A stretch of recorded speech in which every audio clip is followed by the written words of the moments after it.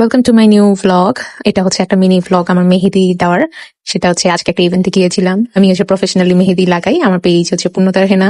So এই যে আমার কিছু অর্গানিক মেহেদি প্লাস হচ্ছে কাবেরি নিয়ে আসছিলাম একটা ইভেন্টে। আপুটা আমার কলেজের সিনিয়র আপু, তো দেখা করে ভালো লাগলো। অনেকক্ষণ বসে বসে খুব মনের সুখে মেহেদি দিচ্ছি। তারপর এই যে দুইটা ময়ূরের স্টাইলে তার মেহেদি দিতে ইচ্ছে হলাম, দেওয়াই দিলাম।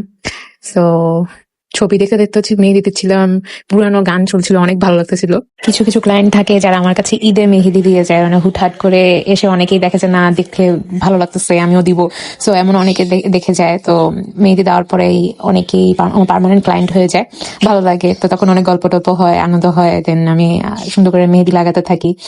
একে একে করে অনেকে একসাথে দেওয়া হয়ে যায়। মেহেদি হচ্ছে প্রত্যেকটা মেয়ের কাছে শখের একটা জিনিস। আমরা মানে খুব আনন্দ নিয়ে সেটা দিই, হোক সেটা একটা অধৈর্যের ব্যাপার হয়ে যায়। মানে আমি মেহেদি লাগাতে থাকি তখন হচ্ছে আমার কাছে অধৈর্য মনে হয় না, কিন্তু যখন মানে মেহেদি কেউ দিচ্ছে, পড়াইছে, আমি হচ্ছে বসে আছি, এটা আসলে খুবই ধৈর্য লাগে আমার কাছে যা মনে হয়। কারণ আমার ডান হাত অলওয়েজ খালি থাকে, ডান হাত বাম হাত দিয়ে তো ডান হাতে দিতে পারি না, অলওয়েজ খালি থাকে। তখন যখন দিই তখন বোঝা যায়।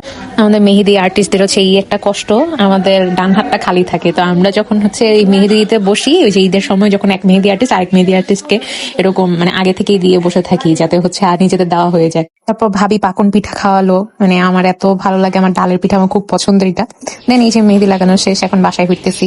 সো এটা হচ্ছে আমার পেজ পূর্ণতার হেনা। যখনই কেউ মেহেদি লাগাতে চান ঢাকার আশেপাশে, feel free to contact me. আর দেখা হবে নেক্সট ভিডিওতে। আল্লাহ হাফেজ।